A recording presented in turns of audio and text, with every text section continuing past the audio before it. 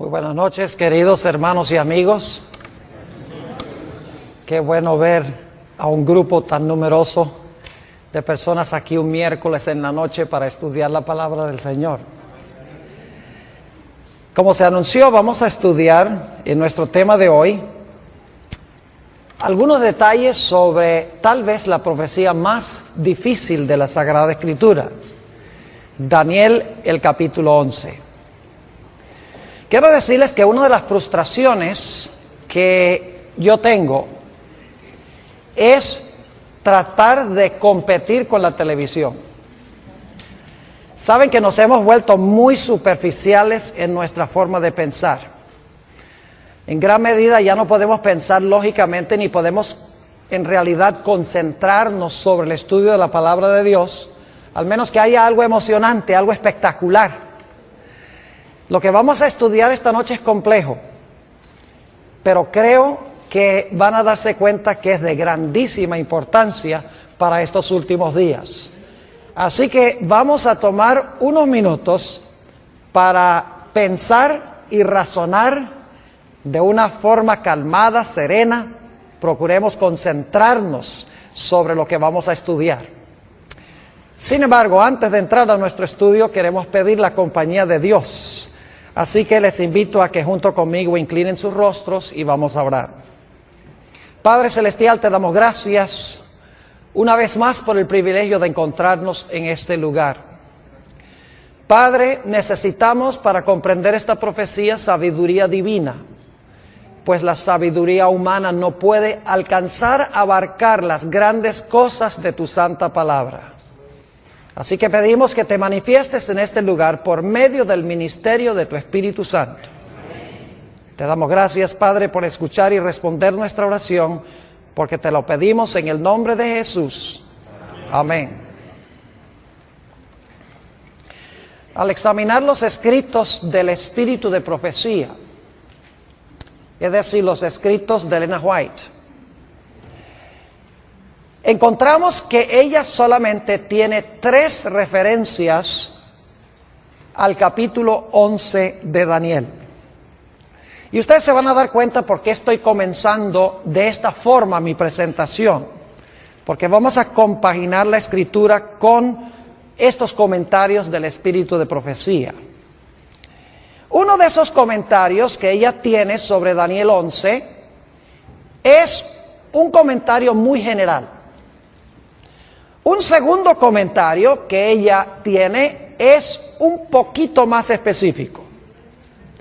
Y el tercer comentario que ella tiene, y recuerden que ella escribió más de 100,000 páginas, y solamente hace 3 referencias primarias a Daniel el capítulo 11. La tercera referencia es bien específica, y allí ella cita versículos del capítulo 11 de Daniel. En efecto, ella cita los versículos 30 hasta el versículo 36 del capítulo 11. Solo una vez en todos sus escritos ella cita algún versículo de Daniel 11. En una cita ella menciona o pone allí en esa cita los versículos 30 hasta el versículo 36. Vale decir que ella nunca menciona los versículos controversiales, que son los versículos 40 al 45. No solo ella no cita estos versículos, sino que no usa ni siquiera el lenguaje de estos versículos. Es decir, la terminología de estos versículos 40 al 45 del capítulo 11, ella no lo usa en ninguna parte de sus escritos. No solo no cita los versículos, sino que no usa la terminología ni el lenguaje. Y esto ha llevado a muchas personas a pensar que ella no tuvo nada que comentar sobre Daniel 11, 40 al 45. Yo quiero en esta noche disipar esa idea. Tuvo mucho que decir de Daniel 11. Aunque los versículos 40 al 45 nunca los cita, nunca usa la terminología del lenguaje, tiene mucho que decir en cuanto a estos versículos. Ahora, quisiera para comenzar leer estas 3 citas que encontramos en los escritos de esta comentarista bíblica. La primera cita se encuentra en Testimonios para los Ministros, un libro que ella escribió a los pastores, página 112. Y aquí, como menciono, es una referencia bien indirecta. Dice allí, la luz que Daniel recibió de Dios fue dada especialmente para estos postreros días. Las visiones que recibió en las riberas del Ulai, ese es Daniel 8, recibió Daniel 8 al lado del río Ulai, y el Hidekel, la visión de Daniel 11 la recibió al lado del Hidekel. Los grandes ríos de Sinar están ahora en el proceso de cumplirse. Y pronto todos los eventos predichos se habrán cumplido. Ahora fíjense que ni siquiera menciona Daniel 11. Sencillamente menciona que las visiones que recibió al lado del Ulai, que es Daniel 8, y la visión que recibió al lado del Hidekel, que es Daniel 11, están en el proceso de cumplirse. Y pronto todos los eventos que se mencionan allí se habrán terminado de cumplir. Ahora, la segunda cita es un poquito más específica. Se encuentra en un tomo que se llama Testimonios para la Iglesia, tomo 9, la página 14. Busqué esta cita en español y no la pude conseguir, así que la traduje. En el libro Testimonies for the Church, tomo 9, página 14, dice ella esto. El mundo está agitado con el espíritu de guerra. La profecía del capítulo 11 de Daniel casi se ha cumplido por completo.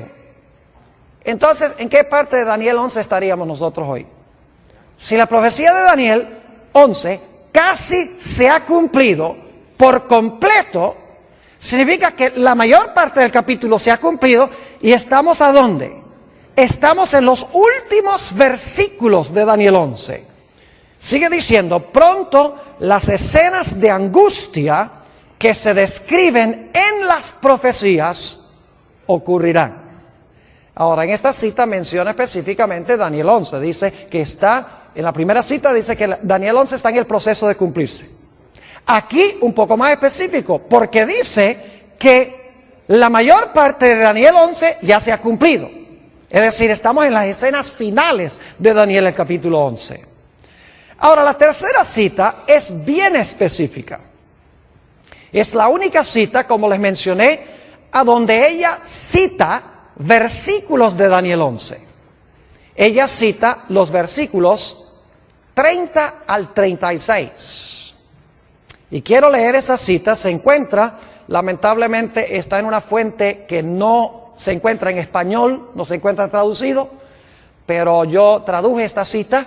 Se encuentra en un tomo que se llama Manuscript Releases, tomo 13, en la página 394. Son materiales de la hermana White que no se habían publicado antes. Se sacaron más o menos unos 20 tomos con todo ese material que antes no había sido publicado. Por eso se llama Manuscript Releases, tomo 13, página 394. Fíjense lo que dice. No hay tiempo que perder. Nos esperan tiempos angustiosos. El mundo está agitado con el espíritu de guerra.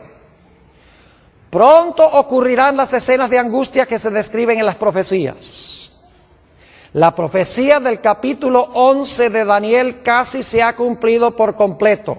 Hasta ahí es parecido a la cita del tomo 9 de los Testimonios. Pero ahora sigue diciendo, mucha de la historia que ha ocurrido en cumplimiento de esta profecía se repetirá. Pregunta, ¿hay una porción de Daniel 11 que se cumplió ya? Sí.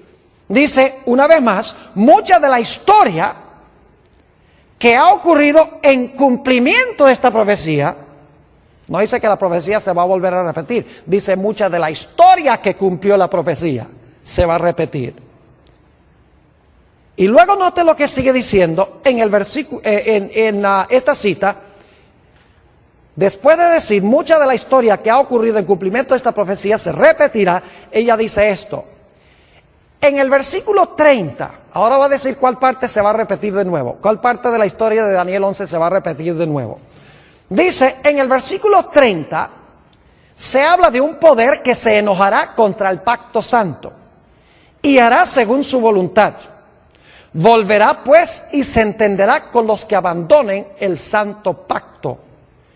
Y luego, no voy a citar los versículos, luego ella continúa citando los versículos 31 al 36. Es decir, el que leía es el versículo 30 y luego ella cita versículo 31 al 36 y entonces dice esto. Escenas semejantes a las que se describen en estas palabras ocurrirán.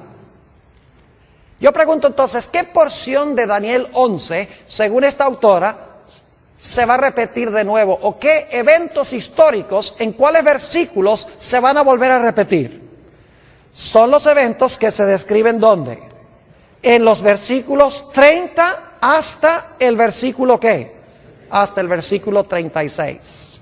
Y quiero recalcar nuevamente que ella no dice que la profecía se va a cumplir dos veces. Dice que mucha de la historia que se realizó en cumplimiento de esta profecía se va a repetir. No es la profecía, es la historia que cumplió la profecía la que se va a volver a repetir. Es decir, las escenas que describen los versículos 30 al 36 van a ocurrir de nuevo en la historia. Ahora, para entender lo que ella está tratando de decir, necesitamos regresar un momento para repasar la secuencia de reinos que encontramos en Daniel 7 y Daniel 8. Y esto lo voy a hacer rápido, no voy a buscar los versículos, porque la mayoría de los que estamos aquí hemos estudiado estas profecías. En Daniel 7 tenemos un león. ¿Qué representa el león? Babilonia. Luego tenemos un oso. ¿Qué representa el oso? Medo-Persia. Luego tenemos un leopardo. ¿Qué representa el leopardo? Grecia. Luego tenemos un dragón o una bestia terrible que representa ¿qué reino? Roma. Y luego a ese dragón le salen 10 cuernos. ¿Qué representan los 10 cuernos? Representan los 10 reinos en los cuales se dividió el imperio romano. Y luego entonces sale un cuerno ¿qué? Un cuerno pequeño que gobierna ¿por cuánto tiempo? Por 1260 años.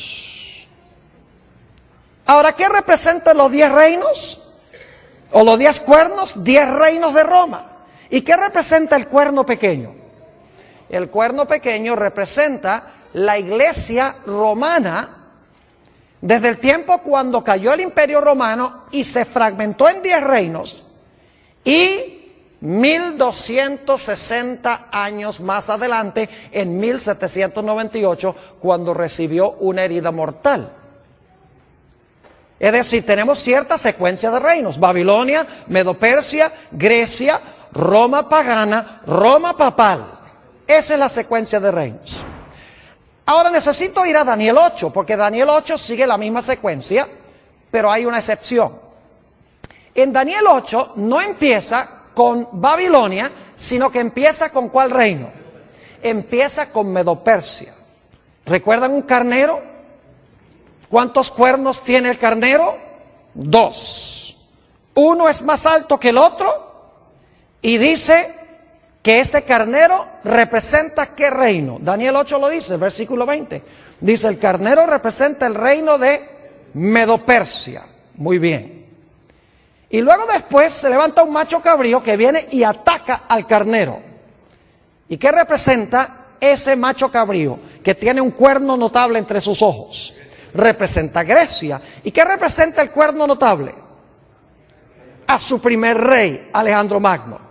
Y luego ese cuerno es quebrado, que significa que cae Alejandro Magno, y luego salen ¿cuántos cuernos? Salen cuatro cuernos, y en medio de esos 4 cuernos sale un cuerno ¿qué? Un cuerno pequeño. Ahora, claramente en Daniel 8 dice que el carnero representa a Medo-Persia. No cabe duda que el macho cabrío representa a Grecia. Su primer rey es Alejandro Magno. Los 4 cuernos que salen cuando ese cuerno grande es quebrado representan los 4 reinos en que se fragmentó el reino griego. Y luego entonces encontramos el cuerno pequeño, que si ustedes estudian con cuidado Daniel 8, van a encontrar que el cuerno pequeño tiene dos etapas. En primer lugar, el cuerno pequeño se extiende horizontalmente, porque conquista al norte, a la tierra deseable y al sur. Es decir, se extiende geográficamente. Pero luego dice que ese cuerno pequeño se mete con el reino de Dios y pisotea el santuario de Dios. Es decir, al principio es un cuerno político, pero luego se convierte en un poder religioso. Dos Romas. Roma política y Roma ¿qué? Y Roma religiosa. Es decir, tenemos la misma secuencia. Tenemos, en Daniel 7 empieza con Babilonia, ya. Daniel 8 empieza con Medo-Persia. Medo-Persia, Grecia, Roma política, luego Roma papal o Roma religiosa. Ahora, con este trasfondo podemos entender un poco mejor la secuencia de Daniel 11. Vayan conmigo a Daniel 11 y vamos a leer empezando en el versículo 2. Lógicamente no podemos estudiar todos los detalles de este capítulo porque nos tomaría demasiado tiempo. Lo que quiero es que vean la secuencia de reinos. Daniel 11 y el versículo 2. Fíjense con qué reino comienza Daniel 11. Y ahora yo te mostraré la verdad. He aquí que aún habrá 3 reyes ¿en qué? En Persia. Y el cuarto se hará de grandes riquezas más que todos ellos.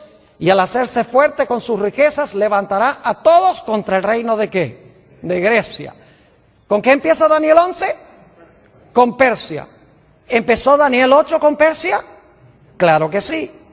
Ahora, note lo que dice el versículo 3. Acaba de mencionar el reino de Grecia y dice en el versículo 3, se levantará luego un rey valiente, el cual dominará con gran poder y hará su voluntad. Ese es el cuerno notable en Daniel 8. Pero cuando se haya levantado, su reino será ¿qué? ¿Qué pasó con el cuerno en Daniel 8? Fue quebrado. ¿Y repartido hacia qué cosa? Los 4 vientos. ¿Cuántos cuernos salieron en Daniel 8 después que el cuerno notable fue quebrado? 4, exactamente. Dice, no a sus descendientes, ni según el dominio con que él dominó, porque su reino será arrancado y será para otros fuera de ellos. Es decir, su reino no fue a ninguno que descendió de él. Históricamente eso es cierto.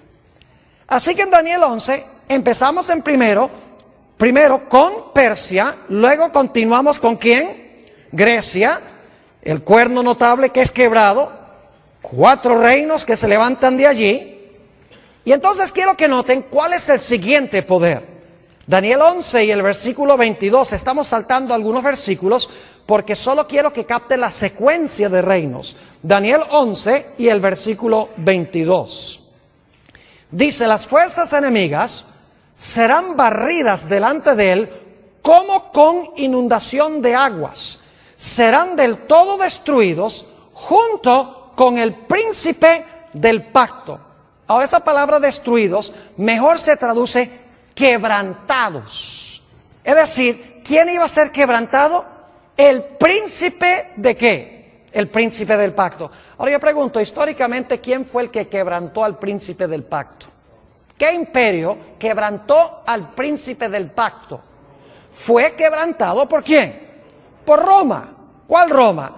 ¿La Roma papal o la Roma pagana? La Roma pagana. Ahora yo pregunto, si Daniel 11 está siguiendo la misma secuencia de Daniel 8, ¿cuál esperaríamos que sería el siguiente reino? Tiene que ser Roma religiosa, ¿sí o no? Porque hemos visto Daniel 7, Babilonia, Medo-Persia, Grecia, Roma pagana, 10 reinos, cuerno pequeño. Hemos visto en Daniel 8 que comienza con Persia, luego Grecia, el cuerno notable, los 4 cuernos, luego entonces viene Roma en su fase política, luego entonces viene Roma en su fase religiosa. Daniel 11 tenemos lo mismo, tenemos a Persia, tenemos luego a Grecia, tenemos el rey notable, tenemos los 4 cuernos y luego entonces el poder que quebranta al príncipe del pacto, que fue Roma pagana. Es decir, el siguiente reino tiene que ser, ¿cuál Roma? Tiene que ser Roma papal, la Roma religiosa. Ahora vamos a Daniel 11 y vamos a leer aquí algunos versículos para que ustedes vean qué poder se describe aquí. el capítulo 11 y el versículo 31. Y se levantarán de su parte tropas, es decir, de parte de este poder que representa a Roma papal, que profanarán el santuario y la fortaleza, quitarán el continuo y pondrán la abominación asoladora. Yo pregunto, ¿es eso lo que hizo el cuerno pequeño en Daniel 8? Pisoteó el santuario, quitó el continuo, puso la abominación asoladora. Léanlo en Daniel 8. Fue lo que el cuerno pequeño hizo en su fase religiosa. Es decir, esto es paralelo al periodo del cuerno pequeño en su fase religiosa. Versículo 32. Lástima, no tenemos tiempo de estudiar todo esto, porque cada detalle vale la pena estudiarlo. Dice, con lisonjas seducirá a los violadores del pacto, mas el pueblo que conoce a su Dios se esforzará y actuará. ¿Habrá un remanente fiel? Claro que sí. Versículo 33. Y los sabios del pueblo instruirán a muchos, y por algunos días caerán. ¿Quiénes van a caer? Los sabios del pueblo, ¿verdad? ¿Y cómo van a caer? Dice, a espada, a fuego, en cautividad y en despojo. 4 métodos en que iban a caer los fieles de Dios. Y saben que si ustedes miran la Edad Media, van a encontrar que estos 4 métodos eran los que eran usados por la iglesia, empleando al Estado para perseguir a los que no estaban de acuerdo con las enseñanzas de la iglesia nominal de aquella época. ¿Han oído de que los mártires eran puestos en una estaca y quemados en la hoguera? ¿Han oído de que eran encarcelados, iban en cautividad? Y los valdenses, por ejemplo, dice la historia que los despojaron de sus propiedades, les quitaron sus propiedades. Es exactamente lo que se describe aquí. Versículo 34. Y en su caída serán ayudados de pequeño socorro, y muchos se juntarán a ellos con lisonjas. También algunos de los sabios caerán para ser depurados y limpiados y emblanquecidos hasta el tiempo determinado, porque aún para esto hay plazo. Y ahora viene el versículo 36, que es vital. Habla del apogeo de este poder. Dice, el rey hará su voluntad y se ensoberbecerá y se engrandecerá sobre todo Dios, y contra el Dios de los dioses hablará maravillas y prosperará. Yo pregunto, ¿el cuerno pequeño habló grandes palabras contra Dios? ¿El cuerno pequeño persiguió a los santos de Dios? ¿Sí o no? ¿Y prosperó, según Daniel 7 y 8? Claro que sí. Es el mismo poder aquí. Dice, hablará maravillas y prosperará hasta que sea consumada la ira, porque lo determinado se cumplirá. Del Dios de sus padres, es decir, los padres son los apóstoles, los fundadores de la iglesia. Del Dios de sus padres no hará caso, ni del amor de las mujeres, ni respetará a Dios alguno, porque sobre todo se engrandecerá. Es decir, se va a proclamar Dios en la tierra, este personaje. Versículo 38. Mas honrará en su lugar al Dios de las fortalezas, Dios que sus padres no conocieron, es decir, el Dios de la fuerza, el Dios del Estado, usando el poder civil. Lo honrará con oro y plata, con piedras preciosas y con cosas de gran precio. En la misma descripción del traje de la grande ramera de Apocalipsis, el capítulo 17. Versículo 39, con un Dios ajeno se hará de las fortalezas más inexpugnables, y colmará de honores a los que le reconozcan, y por precio repartirá la tierra. Todo este pasaje, los versículos 30 al 39, están describiendo el período del cuerno pequeño de Daniel 7 y el cuerno pequeño de Daniel 8 en su fase religiosa, el período de los 1260 años de supremacía de la iglesia romana. Ahora, ¿está clara la secuencia? ¿Entiende la secuencia?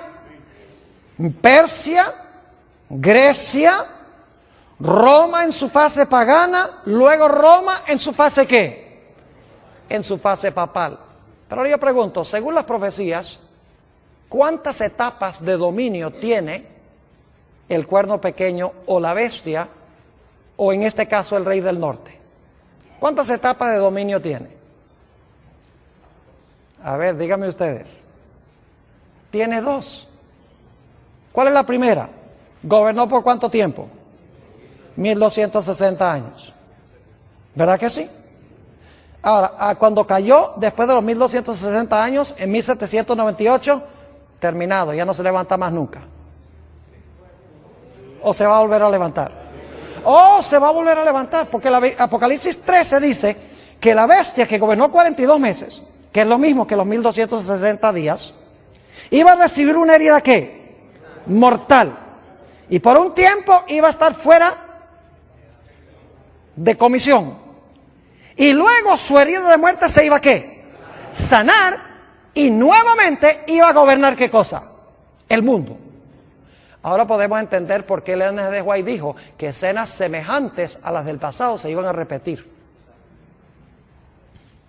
¿Me están entendiendo lo que estoy diciendo? Porque el mismo poder que dominó en el pasado, que recibió una herida mortal, que ha estado herido a este sistema, porque no puede usar el poder civil como lo hacía en la Edad Media, ese poder se le va a sanar la herida y luego va a repetir lo que hacía ¿cuándo? Lo que hacía durante los 1260 años. Por eso es que la autora que leímos dice, nuevamente, leo esta cita, dice, escenas semejantes a las que se describen en este versículo o en estas palabras ocurrirán de nuevo. Y luego entonces llegamos al versículo 40. Ahora yo quiero decirles cómo se relaciona el versículo 40 con los versículos 31 al 39. En el versículo 40 habla del rey del sur que se acornea contra el rey del norte. Es decir, el rey del sur ataca al rey del norte en el tiempo del fin. Pero luego dice que el rey del norte levanta contra el rey del sur, ¿qué cosa? Tempestad. Y se lanza contra él. Y si siguen leyendo hasta el versículo 45, se van a dar cuenta que el rey del norte, que dominó durante los 1260 años, versículo 31 al 39, y que recibió una herida mortal por parte del rey del sur en 1798, cuando el rey del sur se acorneó contra él, ese poder dice que va a conquistar al rey del sur y nuevamente va a llegar a tener un dominio mundial, un dominio global. Ahora, es interesante, como les mencioné, notar que Ellen G. White no cita ni un solo versículo de los versículos 40 al 45. O sea, cita hasta el versículo 36. Nos ubica. Dice, este es el periodo cuando este poder ejerció su dominio. Pero en cuanto al tiempo cuando se le sana la herida, por lo menos no usa el lenguaje de Daniel 11 y empezando en el versículo 40. Y la gente dice, por lo tanto, ella no tuvo nada que decir en cuanto a estos versículos. Ahora, yo quiero decirles que ella tuvo mucho que decir en cuanto a estos versículos. Y se lo voy a demostrar, pero la forma en que lo vamos a hacer es, en vez de estudiar desde el versículo 40 hasta el versículo 45, lo que vamos a hacer es empezar en Daniel 12 y el versículo 2 y trabajar hacia atrás. En vez de ir hacia adelante del 40 a Daniel 12.2, vamos a empezar en Daniel 12.2 y vamos a trabajar deductivamente, vamos a regresar hacia el versículo 40. ¿Entiende lo que vamos a hacer? Ahora, ustedes dicen, ¿por qué va a hacer esto, Pastor Bor? Le voy a explicar. Porque Ellen G. White, aunque no cita los versículos 40 al 45, varias veces cita Daniel 12 y el versículo 1. Es decir, ella varias veces menciona Daniel 12.1. Y ustedes dicen, ¿por qué es importante eso? Noten cómo comienza Daniel 12 y el versículo 1. Dice, en aquel tiempo se levantará Miguel. La pregunta es, ¿en cuál tiempo se levantará Miguel? ¿A dónde buscaríamos el tiempo que se menciona aquí en el versículo 1? En aquel tiempo se levantará Miguel. Eso nos manda a regresar ¿a dónde? Al capítulo 11. En aquel tiempo se levantará Miguel. Así que si podemos saber a dónde Elena G. de White cita, porque cita también Daniel 12:2, si podemos saber dónde ella cita Daniel 12:2 y Daniel 12:1, entonces lo que viene antes de la cita de Daniel 12:1 debe ser el comentario sobre los versículos 40 al 45. ¿Me están siguiendo o no me están siguiendo? Ahora vamos a mirarlo. Tengo en mi mano este librito que se llama El conflicto de los siglos. Está bien usado. Y a propósito traje un ejemplar bien feo para que lo pongan en cámara, porque así debe estar el conflicto de los siglos de ustedes. No debe estar en papel celofán. Debe estar bien usado. Ahora, lo que yo quiero compartir con ustedes es extraordinario, porque va a mostrarles que Elena G. de White tenía más que sabiduría humana. Es increíble cómo ella compagina perfectamente con la profecía de Daniel 11 sin usar el lenguaje. Yo creo que ella misma tal vez ni sabía lo que estaba haciendo. Ahora escuchen bien, les voy a dar las páginas. En la página 695, y no voy a leer todas las citas, pero en la página 695 del conflicto de los siglos, ella cita Daniel 12 y el versículo 2. Ahora, ¿qué es lo que dice Daniel 12 y el versículo 2? Dice, y muchos de los que duermen en el polvo de la tierra serán despertados, unos para vida eterna y otros para vergüenza y confusión perpetua. En la página 695 del conflicto de los siglos, ella cita ese versículo. Ahora queremos trabajar un poquito más hacia atrás. ¿Saben ustedes cómo se llama el capítulo a donde ella cita ese versículo de Daniel 12 y el versículo 2? El título de ese capítulo es La liberación del pueblo de Dios. ¿Por qué es importante? Dicen ustedes. Vamos a Daniel, el capítulo 12, y fíjense algo interesante. Dice, en aquel tiempo se levantará Miguel.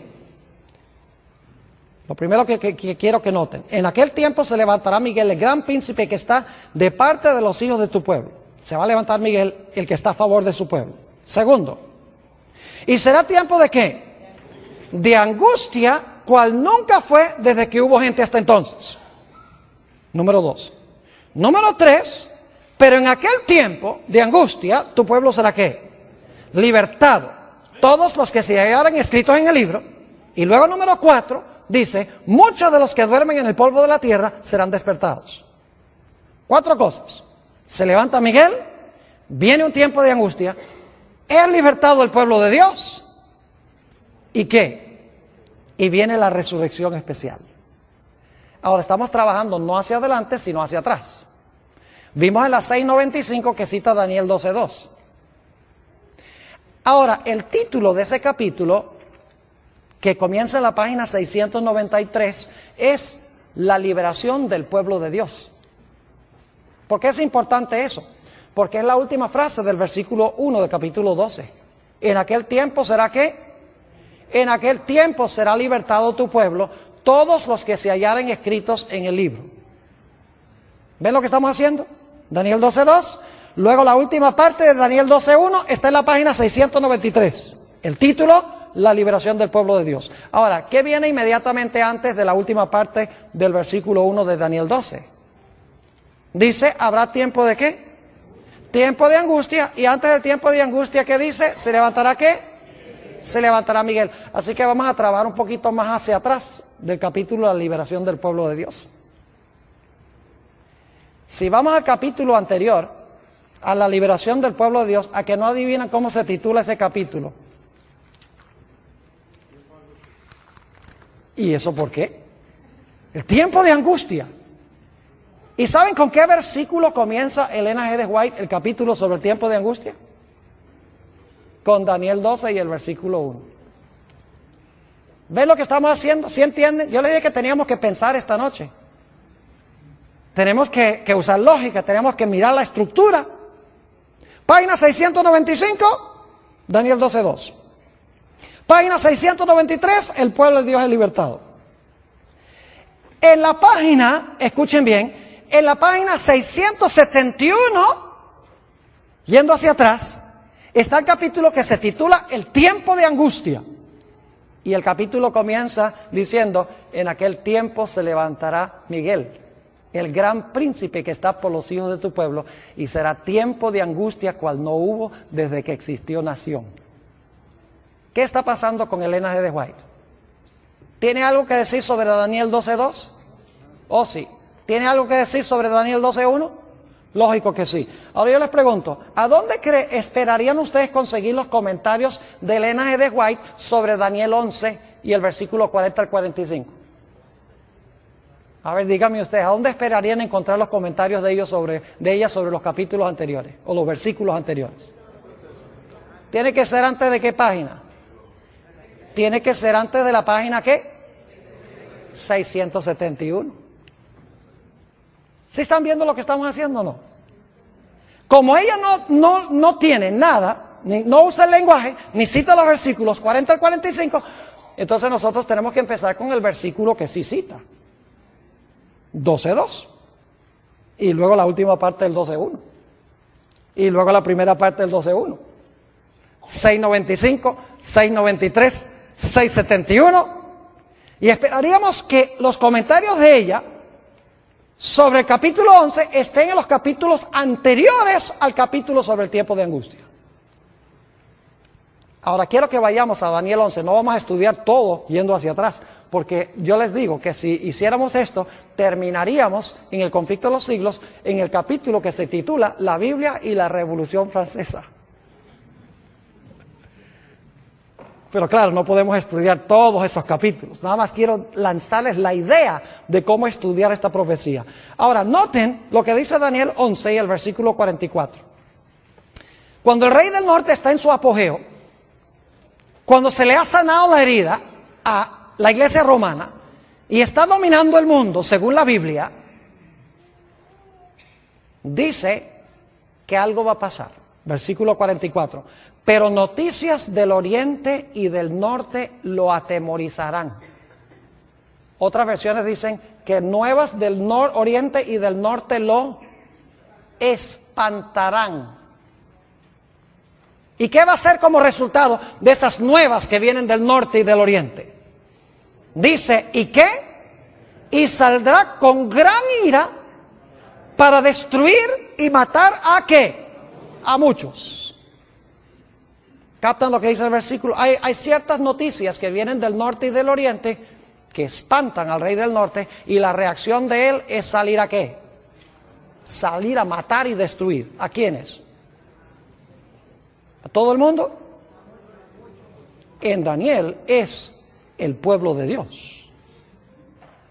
A usted dice, ¿qué es eso de nuevas del oriente y del norte? Bueno, vamos a Apocalipsis el capítulo 7 y fíjense algo muy interesante. Fíjense lo que viene del oriente según el libro de Apocalipsis. Apocalipsis el capítulo 7 y el versículo 2. Vi también otro ángel que subía de donde sale el sol. ¿Qué punto del compás es ese? Del oriente, muy bien. Y tenía ¿qué cosa?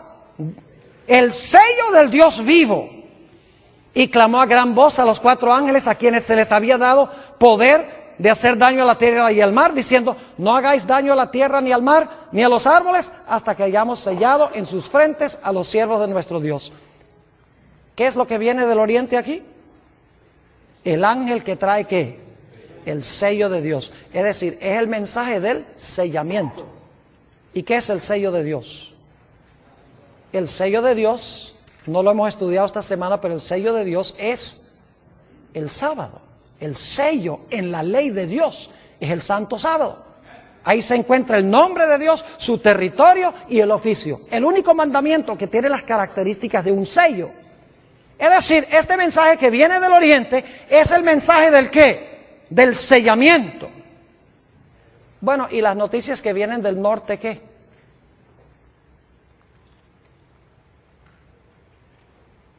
Ahora, nosotros generalmente pensamos en los puntos del compás. ¿Dónde queda el norte aquí? Que estoy un poquito desubicado.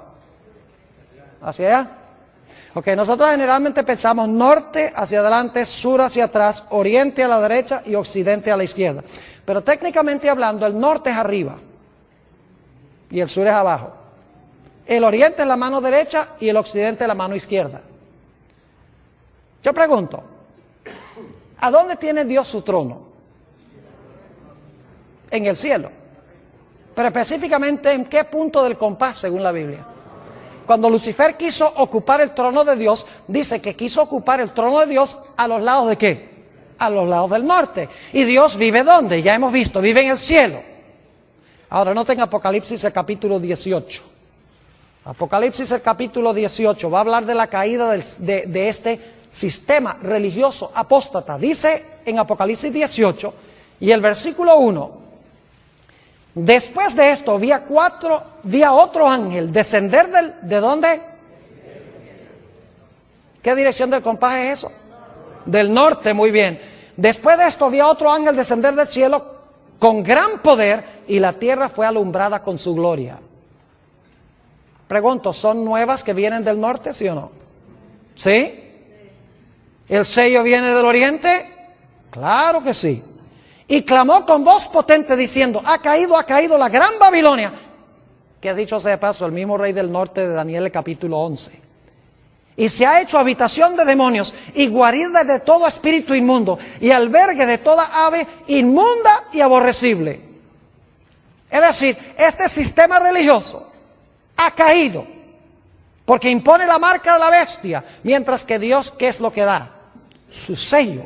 Versículo 3: porque todas las naciones han bebido del vino del furor de su fornicación, y los reyes de la tierra han fornicado con ella, y los mercaderes de la tierra se han enriquecido de la potencia de sus deleites. Y ahora escuchen, esto es lo que especialmente espanta este sistema, no solamente porque se está predicando que el sistema ha caído, sino que se está llamando a los que están en el sistema a salir.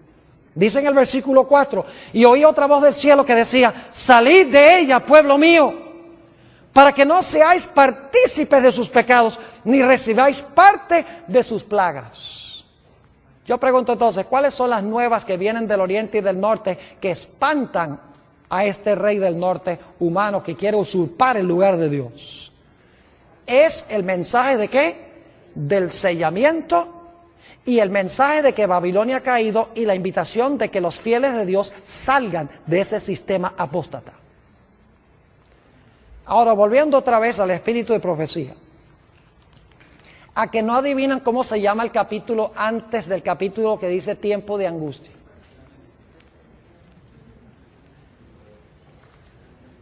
¿Sabe cómo se titula? El mensaje final de Dios. ¿Y saben con qué pasaje comienza Elena G. de White ese capítulo? En la página 661. Después de esto vi a otro ángel descender del cielo con gran poder, y la tierra fue alumbrada con su gloria. Cita Apocalipsis 18 y el versículo 1 al 4. ¿Y saben qué más dice en ese capítulo? Dice en primer lugar que los poderes del mundo unidos, el protestantismo apóstata, con la iglesia romana y con los reyes de la tierra, están imponiendo por ley la observancia del primer día de la semana. Mientras que el pueblo de Dios, dice allí, con rostros iluminados, está yendo y proclamando que Babilonia ha caído y que la gente debe recibir el sello de Dios, debe guardar el sábado como señal de su lealtad a Dios. Y dice ella allí que como resultado del mensaje que proclama el pueblo de Dios, para usar una buena expresión puertorriqueña, los poderes religiosos del mundo se van a enfogonar contra el pueblo de Dios. Yo pregunto, ¿es lo mismo que encontramos en el versículo 44? Claro que sí. Solo que ella no está usando el lenguaje, pero sí está describiendo los eventos sin usar el lenguaje. En un momento le voy a explicar por qué no usó los versículos ni usó la terminología. Hay una razón especial por la cual no lo hizo. ¿Están entendiendo lo que estamos haciendo? Página 695, Daniel 12:2. Página 693, la última frase de Daniel 12:1. Tu pueblo será libertado. Página 671, se levantará Miguel y habrá tiempo de angustia. Página 661, el mensaje que viene del norte, del cielo, de que la gente salga de Babilonia, y el mensaje del sábado, del sellamiento, de recibir el sello del Dios vivo y la ira que tendrá el mundo religioso contra aquellos que reciban el sello de Dios. Ahora yo quiero preguntar, ¿a dónde esperarían ustedes conseguir lo que Elena G. de White tiene que decir sobre los versículos antes del versículo 43? O antes del versículo 44. ¿Dónde esperarían conseguir los comentarios de ella? ¿Antes de qué página? Antes de la página 661. Y si tuviese tiempo, que no lo tengo, iríamos hacia atrás en el conflicto de los siglos y veríamos que Elena G. de White, en su orden cronológico exacto, describe los eventos que se encuentran en los versículos 40, 41, 42 y 43. La única razón por la cual nosotros nos hemos movido de adelante hacia atrás es porque no podemos empezar en el versículo 40 porque Elena G. de White no tiene referencia a ese versículo. Ni el 41, ni el 42, ni el 43, ni el 44, ni el 45. Pero sí tiene Daniel 12:1. Entonces uno, si cita Daniel 12:1 y dice, en aquel tiempo se levantará Miguel. Entonces, aquel tiempo son los versículos anteriores y trabajamos hacia atrás. Y descubrimos que ella está siguiendo el mismo orden que encontramos en Daniel capítulo 11 sin emplear la terminología. Así que si ustedes quieren saber lo que significa la profecía de Daniel 11, lo único que tienen que hacer es empezar leyendo el conflicto de los siglos en el capítulo que se titula La Biblia y la Revolución Francesa, que es cuando el rey del sur, Francia, el ateísmo, se levantó contra Roma papal, llevó cautivo al papa y le quitó su poder civil, del cual no se ha recuperado todavía. Y luego siguen leyendo los capítulos y van a encontrar cómo ella describe que poco a poco este poder va a recuperar otra vez su trono. Y se va a unir con los protestantes, que es la tierra gloriosa que se menciona en Daniel 11, 42 y 43. Ojalá tuviera tiempo de hablar de la tierra gloriosa, que representa el protestantismo, especialmente como se encuentra en los Estados Unidos. Y dice que se van a unir con los poderes civiles del mundo, como pasó durante la Edad Media. Y su herida mortal se va a sanar y nuevamente va a recuperar el poderío en el trono del mundo. Yo pregunto, ¿cuadra eso con el panorama que presentan las profecías? Recibió una herida mortal en el tiempo del fin. Por un tiempo estuvo inactiva, pero luego su herida de muerte, que fue ¿qué? Sanada, y se maravilló los Estados Unidos en pos de la bestia. No, Estados Unidos también, pero en realidad se maravilló toda la tierra en pos de la bestia. Ahora alguno dirá, pero Pastor Bor, ¿por qué es que Elena G. de White, si tiene esta interpretación, por qué razón es que ella nunca cita los versículos? ¿Por qué ni siquiera usa la terminología? Es que ni las palabras las usa. ¿Por qué es que ella describe los eventos sin usar las palabras simbólicas? Le voy a explicar. Porque en nuestra iglesia, alrededor del tiempo de los 1870, el editor de la revista adventista del Review and Herald era Uriah Smith. Y Uriah Smith, en esa década de los 70, cambió la interpretación de la iglesia adventista del Rey del Norte. Empezó a enseñar de que el Rey del Norte no era Roma religiosa, sino que era Turquía, que no cuadra con Daniel 11. Y el esposo de Elena G. de White, Jaime White, él decía, no es Turquía, es Roma religiosa, siguiendo la secuencia de los reinos en todos los capítulos. Queda claro de que el rey del norte es el mismo cuerno pequeño, es Roma papal. Y Jaime White y Uriah Smith se pusieron a pelear y estaban dividiendo la iglesia. Ahora, la hermana White sabía que esa profecía no era verdad presente para esa época, porque estaba lejos de los eventos que estamos viendo cumplirse en el mundo hoy. Esta profecía sí es verdad presente para ahora, pero en esa época no. En esa época, hace 120 años, hace 130 años, en realidad no era vital definir en ese momento quién era el rey del norte y dividir a la iglesia. Así que Elena G. de White dijo, voy a ser sabia. En vez de tomar la parte de mi esposo y que todo el mundo diga, claro, es el esposo. Porque ella sabía que el esposo tenía razón. Ella dice, lo que voy a hacer es describir lo que dicen esos versículos sin usar la terminología. Y algún día alguien inteligente va a descubrir lo que hice.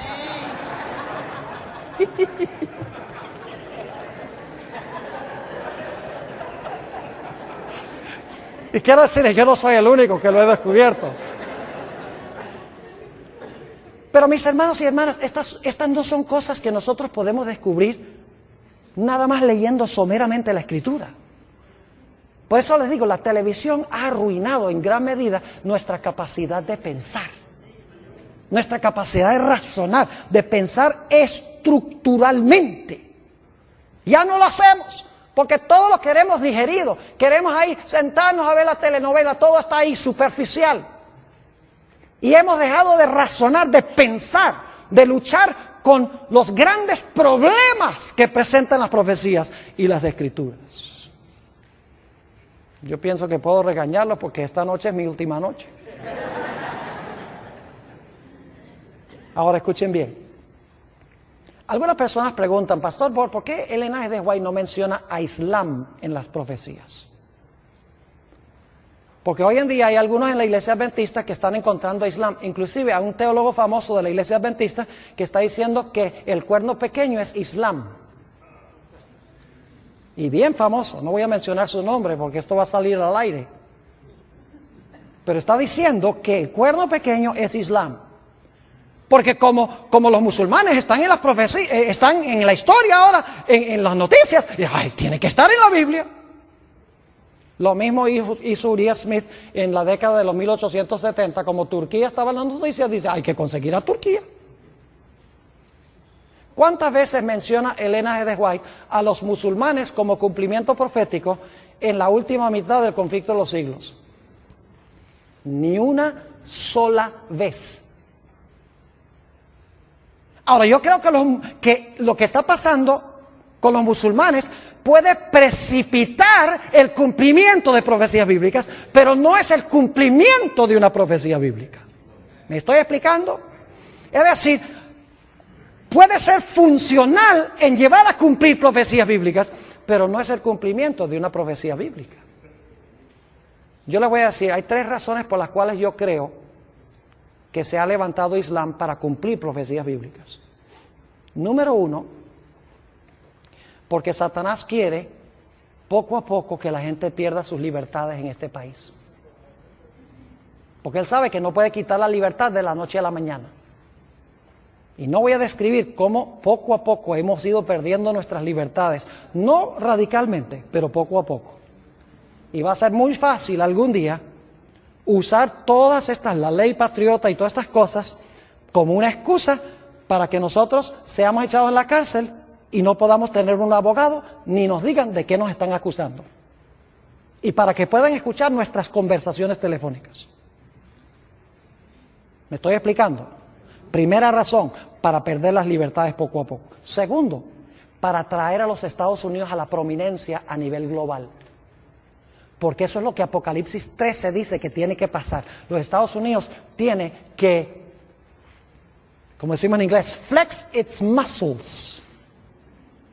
Porque es el país, es el poder prominente en Apocalipsis 13, unido con Roma papal.